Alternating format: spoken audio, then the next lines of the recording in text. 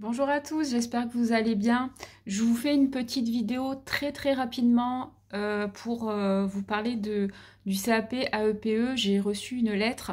Je ne le passerai pas cette année, malgré toutes les démarches que j'ai fait et tous les documents que j'ai fait. Je les ai envoyés début février et j'ai reçu un retour négatif de leur part. Euh, pour ma part, je suis quasiment certaine qu'ils ont fait une erreur, mais ils ne veulent pas reconnaître leur erreur. Pour eux, c'est moi qui ai tort. Je vais vous expliquer pourquoi. Donc, j'ai reçu cette magnifique lettre de l'Académie d'Aix-Marseille. Donc, je vais vous la lire rapidement, dans les grandes lignes. Pour les épreuves EP1 et EP3 du CAP AEPE, donc, ils m'ont répondu le 14 mars et j'ai envoyé mon courrier début février en me disant qu'il manquait, qu'il y avait une absence de justificatif mentionnant l'âge de l'enfant de 0 à 3 ans. Sauf que dans les documents à fournir, vous verrez que dans les documents à fournir, quand vous allez sur le site de l'académie, quelle que soit l'académie, hein, moi c'est Aix-Marseille, mais ça peut être n'importe quelle académie, vous avez documents à fournir pour AMA, assistante maternelle agréée. Celles qui sont déjà ASMAT, elles doivent passer le P1 et le P3 pour prétendre au renouvellement. Voilà. Il n'a jamais demandé ce justificatif dans les pièces à fournir. Et ensuite, en autre, il a été noté « Manque de précision de l'âge de l'enfant dans le contrat d'accueil ». Or, dans mon contrat d'accueil qui est là, parce que j'ai gardé les photocopies, j'ai bien noté...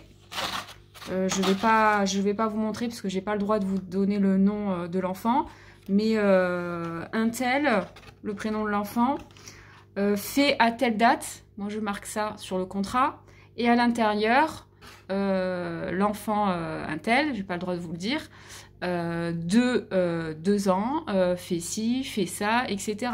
dans mon contrat d'accueil. Ce justificatif n'a pas été suffisant, pourtant dans les pièces à fournir, c'est écrit « joindre le contrat d'accueil », sauf que apparemment il fallait fournir le contrat de travail qui fait 50 pages du conseil départemental des Bouches-du-Rhône.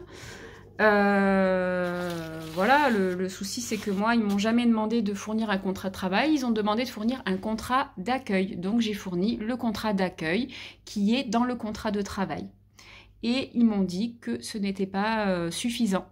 Donc pour celles, là c'est trop tard, hein, parce qu'il fallait le faire avant le 7 mars, et bien sûr ils m'ont envoyé la lettre le 14 mars, donc je n'avais aucun recours, même si je voulais le faire. Donc heureusement que mon renouvellement n'était pas cette année, parce que sinon je perdais mon emploi à cause d'un petit papier, excusez-moi, mais c'est vraiment... c'est du chipotage parce que là, déjà, ils m'ont jamais demandé cette fonction-là. Ce n'est même pas noté nulle part. Et voilà, je voulais simplement vous parler de mon mécontentement. Mais heureusement, je vais pouvoir le passer l'année prochaine. Il va falloir refaire toutes les démarches. Mais maintenant, je suis rodée, je sais les papiers qu'il faut. Et je ne ferai pas d'erreur, mais en tout cas, les pièces à fournir, il faudrait peut-être les modifier et être un peu plus clair et ne pas marquer contrat d'accueil, mais contrat de travail. Mais bon, voilà, apparemment, toutes les assistantes maternelles ont compris, hein, il fallait lire entre les lignes, il fallait comprendre. Moi, bête et disciplinée, ce qui a été noté, j'ai marqué ce qui a été noté tout simplement, quoi. Bon, enfin bref. Voilà, donc faites attention pour la prochaine fois, pour celles qui ont fait des erreurs comme moi, hein, qui ont voulu lire exactement à la lettre ce qu'il y avait marqué. Il faut du coup la mention de l'âge de l'enfant. Donc je me demandais s'il fallait pas une carte d'identité, parce que c'est pas noté, mais il demande vraiment l'âge de l'enfant exact. Donc en fait, non, il faut le contrat de travail, sauf que sur la première page, il n'y a pas l'âge de l'enfant. Sur la première page, c'est écrit les coordonnées des parents, les miennes, etc., etc. Et en fin de compte, l'âge de l'enfant, il vient après, plus le contrat d'accueil.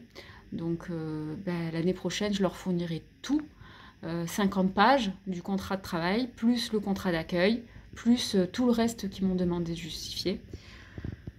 Voilà.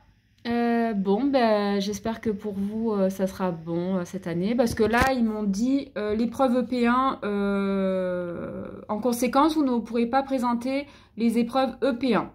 Voilà. Par contre, le P3, oui. Mais du coup, je leur ai dit, vous pouvez me désinscrire. Si je viens, c'est pour les deux. C'est pas juste pour un.